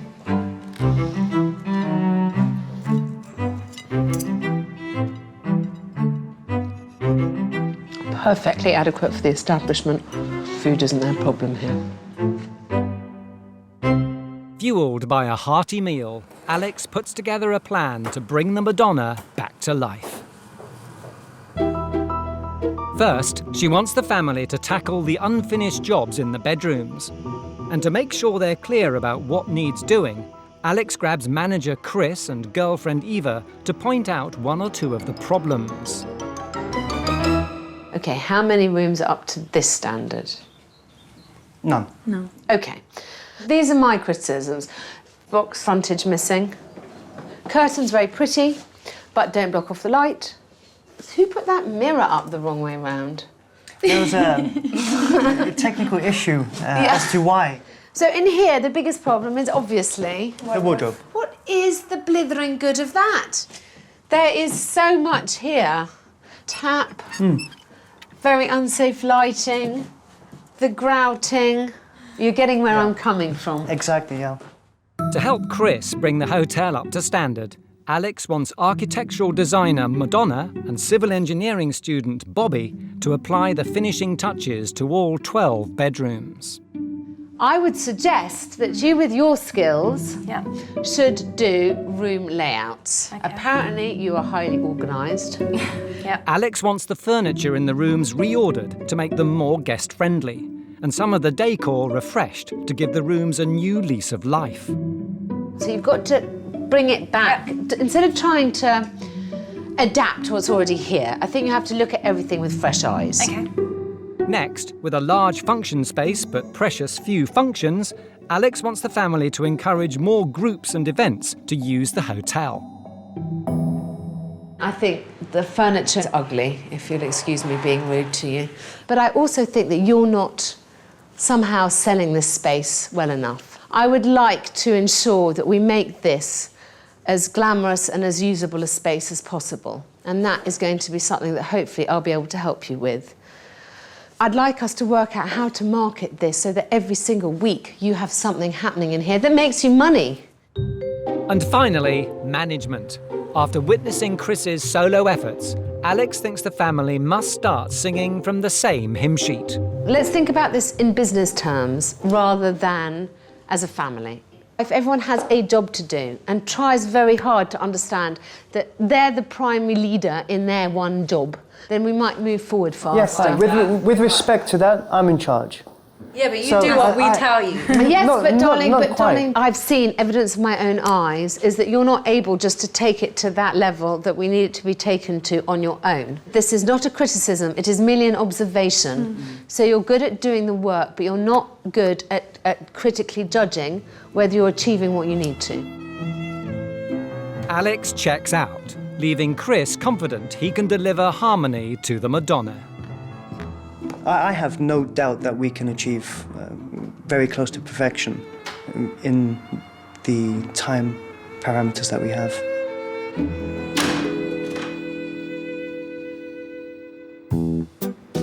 To improve the guest experience, Chris has been asked to bring the bedrooms up to standard by completing all the unfinished jobs. But after years of neglect, the odd jobs list is longer than even he expected. Well, we need to put the lights up, we need to put the looks, the blinds, we need the curtain for there, we need to change the headboards, we need to change the location of all the beds, we need to put a proper TV on the wall, the wire of that TV doesn't work properly. No, in 3 days it won't be a problem at all. Sisters Bobby and Madonna use their design skills to reorder the rooms and freshen up the outdated decor. What the hell is that headboard? Okay. Till we get the new one, I'd rather not have a headboard. I agree. They're just gonna kill us. I don't care. But despite Alex's call for harmony, the family is still struggling to get on the same wavelength. I keep telling him, you need to do this, you need to do that, and he'll have a go at me and say, well, I'm doing something more important. It takes a feisty woman to control him. So we have to, the way we are with him, there's no other option.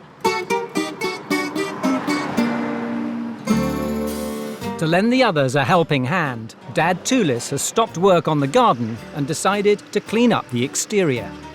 But rather than grabbing a broom, he's picked up some bricks, concluding that the front would look tidier with a completely rebuilt courtyard. That's it, it's all happening. It's going to be a very swift exercise, this wall. The faster you build them, the better they look.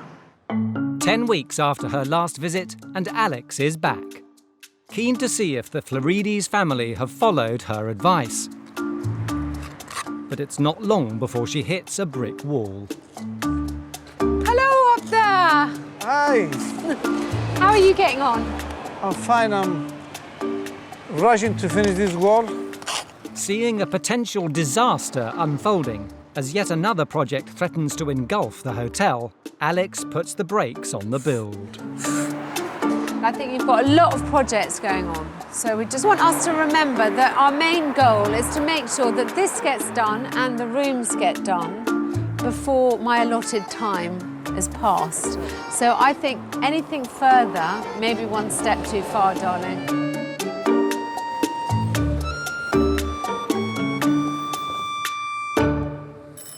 Next, time to see whether Chris has heeded Alex's advice.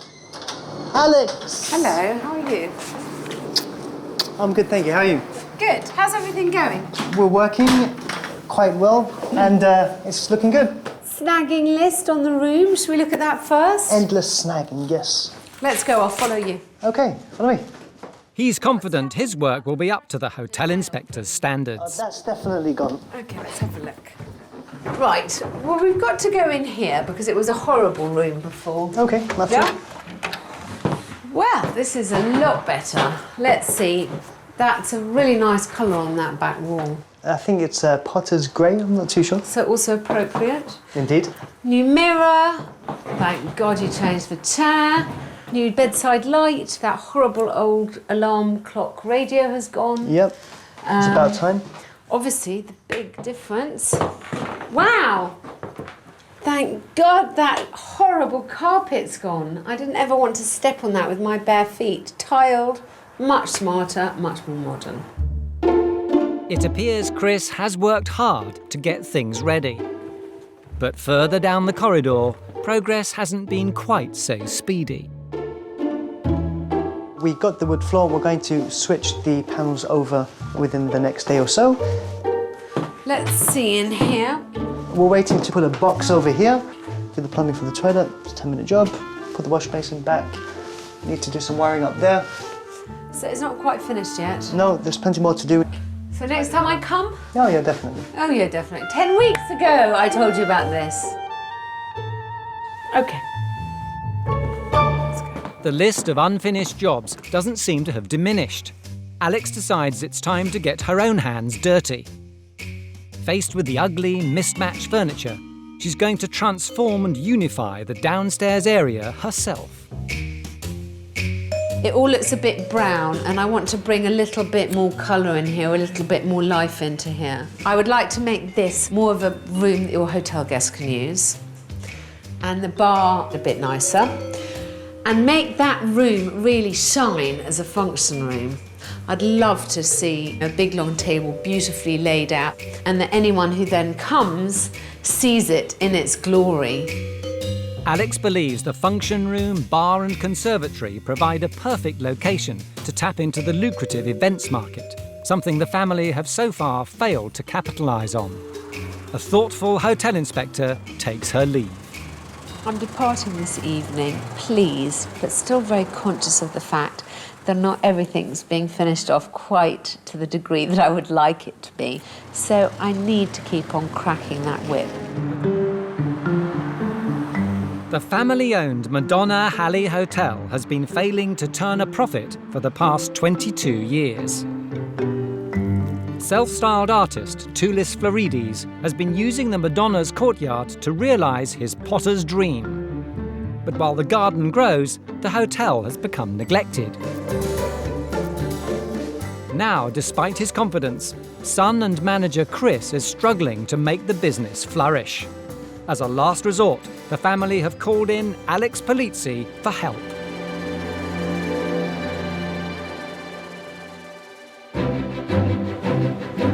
Alex wants the family to cash in on the lucrative events market.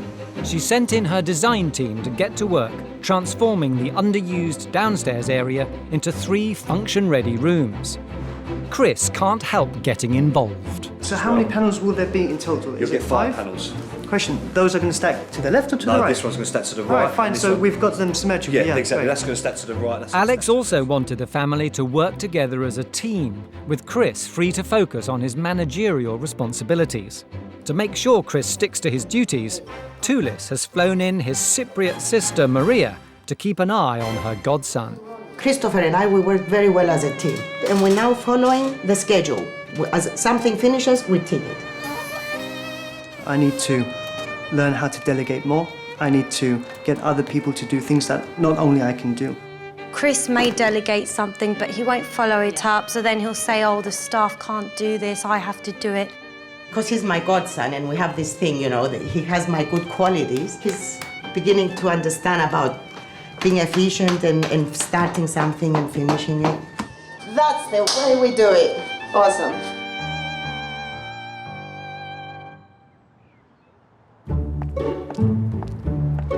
Alex is back, and to her surprise, there's evidence that Godmother Maria has been waving her magic wand. It does look so much better, doesn't it? Think of what it looked like when I first arrived, like a rather derelict suburban semi.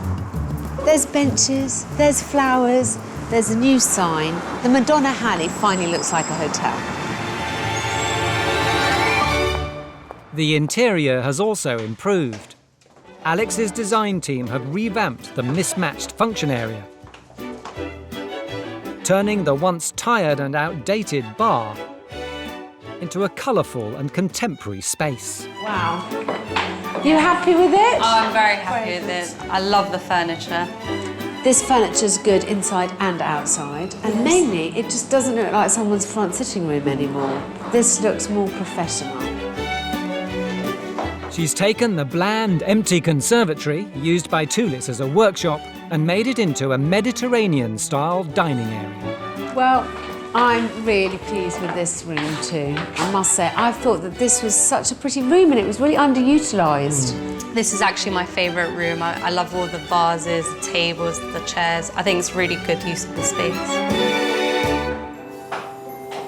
Finally, to tempt more group bookings to the hotel, Alex's team have dressed the former restaurant to give the family a template for large functions.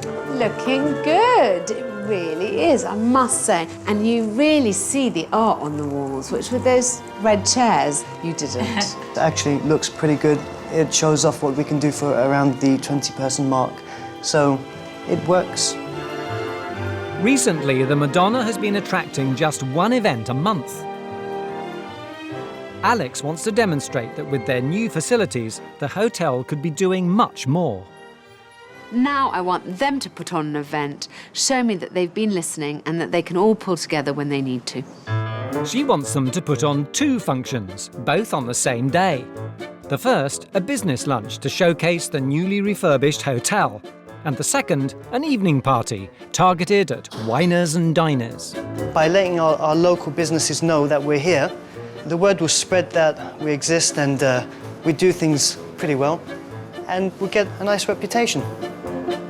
I would like them to invite local business owners who may actually use the hotel, from anything from business meetings to putting clients in the bedrooms, and show them round, try to drum up some business. Keen to rise to the task and prove he can lead from the front, Chris prepares to hit the streets to spread the word about the business lunch. Oh, we need to get these pizzas going if we're going to get them out for samples, but time is of the essence. But his pizza-based marketing plan's in danger of falling flat. Billy, how long with the oven? Well, the oven is not hot enough yet. Okay, that means that I don't take any pizza with me. Fine. Okay, ladies, follow me. I don't know how to sit here. Undeterred, Chris heads into town. Guys, the best way for us to cross is going that way, to be honest. No, it's not, because you've got to How cross are you going to cross over there? First on Chris's hit list, an organic skincare laboratory. Come and be our guest. You're our VIP, and we'll look after you. See you tomorrow. Bye. See you tomorrow. Bye. Next to receive an invite, the neighbourhood beauticians. And we're actually holding a sort of mini function tomorrow to invite new people to come. Hopefully you can make it. And a party planner is offered a slice of the action. We just want people to familiarise themselves with our venue, and hopefully, if you like what you see, you can recommend us and we can go from there. Okay.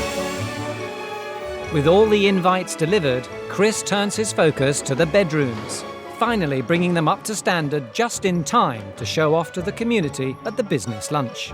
Don't believe I put this 90 degrees the wrong way last time. Embarrassingly enough, Alex noticed, but now it's the right way round.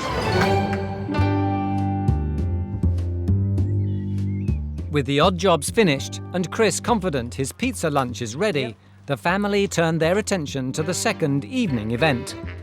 They've secured a 50-seat birthday party celebration for their newly refurbished function areas. But with so much to organise, it's not long before the families start butting heads. Going because listen I'm to doing what I'm this. saying. I am doing. Christopher, look One at minute. me. Tell me. Listen to what I'm saying. We need a separate piece of paper. How can we be looking at the menu this way and turning it over in that? Because, Maria, I know every in and out to this menu, inside down, upside down, left to right, right to left. Ade. You know the menu. He knows everything, my godson. If I wasn't here, they wouldn't even think to do menus to give to the guests. And now he says he knows the menu inside out, 10 right and left and center. Ah, Maria. You see, we're both Capricorns, and sometimes our horns get tangled up with each other. I'm used to dealing with very difficult people sometimes, and sometimes you need to sit back, listen, talk as little as possible.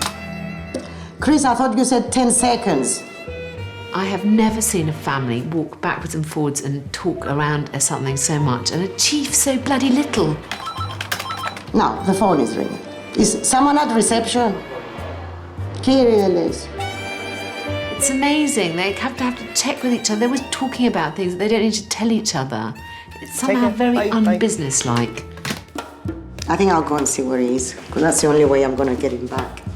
With no finalised menu, table decorations or function plan, Maria, a former international finance director, attempts to lend a hand. Responsibility. I need to get the shopping done for the new dish that we haven't decided to put down. Are you listening to what I'm saying? Yeah. For a change, will you please listen to your godmother? Talk.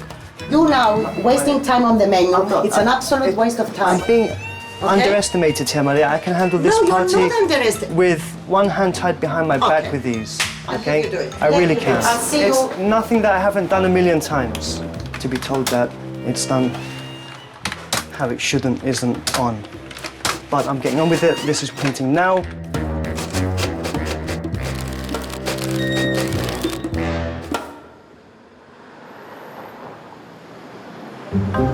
It's the big day. With 2 functions to cater for, Alex returns to the Madonna to see if the Florides family will sink or swim. Everything's under control. Things are on schedule. It'd be good if I had an extra couple of brothers, but I do enough for 3 anyway, so. But despite Chris's confidence, Alex feels the family may already be drowning. This is my last visit to the Madonna and I haven't even got through that front door. Already I'm hacked off. Look at this. All this mismatched furniture after all the effort I've made. This is not the first impression I want guests to receive. Madonna, what are those tables doing out there? Oh my God. This is what happens when people change the plan and do things without saying anything. Sorry. Inside, Alex finds preparations just as chaotic, as Toulis decides it's time for some last-minute decoration. It's like welcome back to the loony asylum, I mean, honestly. And the confusion continues, with Chris preferring to prepare pizza rather than greet guests. OK. Hello, Alex. Hi, darling. This all looks quite nice. Okay, so I guess now we just hope for some guests to arrive. Exactly.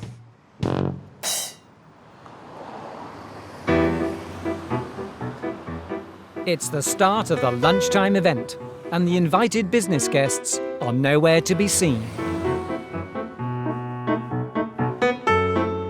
As they wait in anticipation, it's clear to Alex that Chris is struggling to be front of house behind the oven. So far, a couple of people have come in.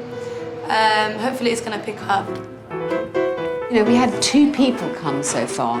You'd think at least then we'd have managed to show them around, but no. Chris continues to peddle his pizza.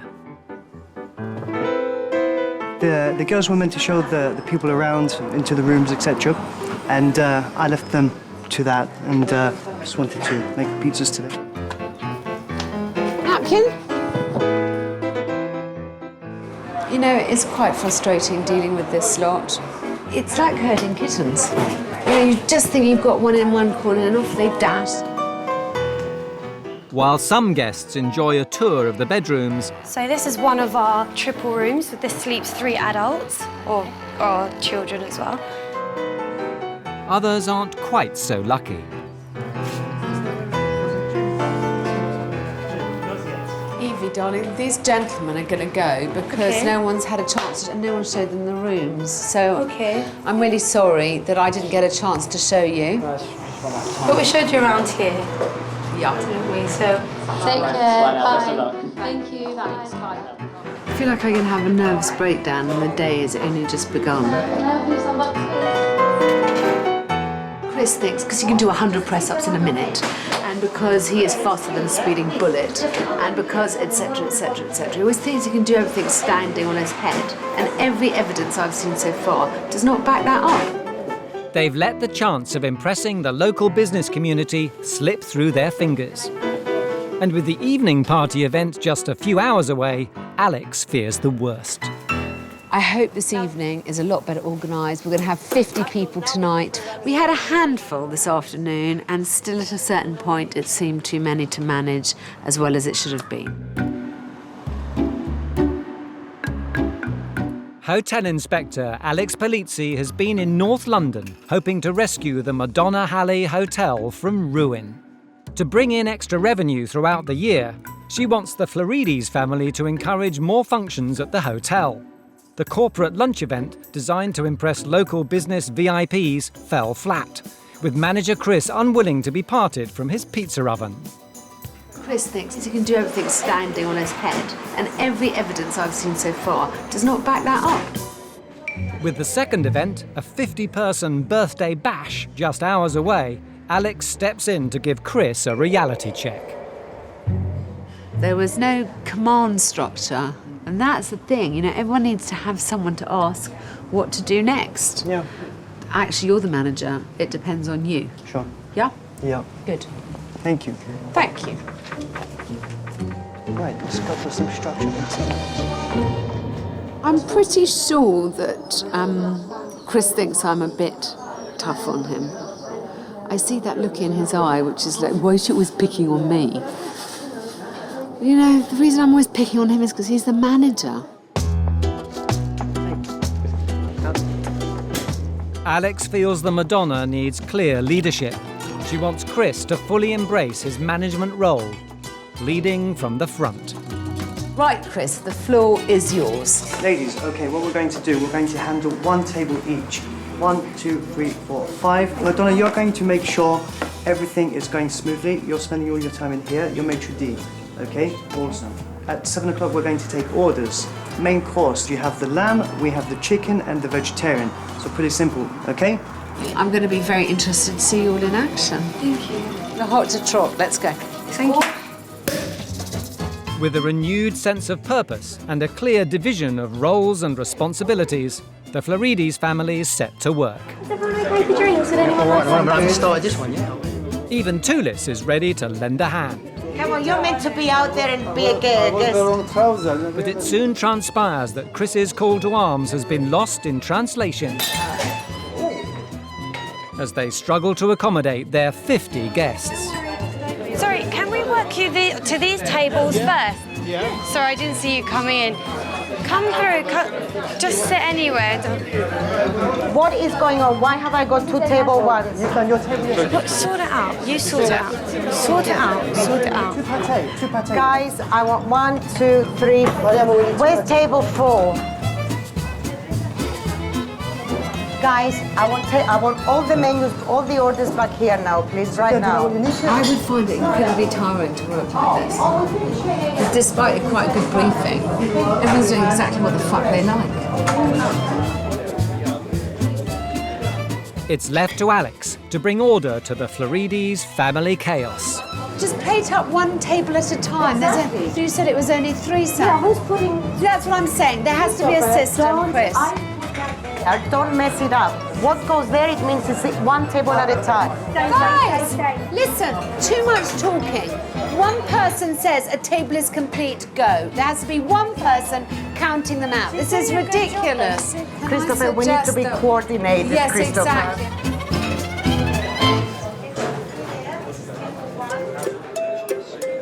Alex's words seem to have had the desired effect. Peace breaks out in the kitchen and the food is on its way. Okay, great. That's 1 too many. It's only 4 halloumi salads. Okay, cool. Okay, darling? All right, so that's done. You've got... Hang on. Wait. Front of house, the family soon hit their stride. We need 5, 6, 7 lamb and 1 veg. Looking good. Much to the delight of their guests. It's a family-run hotel. That's perfect service. It's absolutely gorgeous, and food is delicious, and I'm just so delighted to be here. We're thinking of having an event for me here. Actually, we're going to propose it afterwards. It was fantastic, to die for. Like butter, tasty. I'm coming again. That's what I like to hear. With the guests happy, Chris has managed to pull his team together at the final hour. You have many happy people out there who've been looked after really well, who've had delicious food, and that is the name of this business. Yeah. Okay, darling, I think you did a good job. Okay. Yeah, thank you. You too. Thank you. Having proved they've got what it takes to make a success of the business, Alex leaves the Madonna Halley with high hopes for the future. I think the way that the Florides family go about anything is slightly inimical to me. It's certainly unique. But there has been a real transformation in this hotel, and it's a real pleasure to me to see the family working so well together. Now that she's leaving, it's not like we're going to stop doing what we're doing. We'll have a function a week and work as a closely knit team. We're not going to hold back. We're really going for it.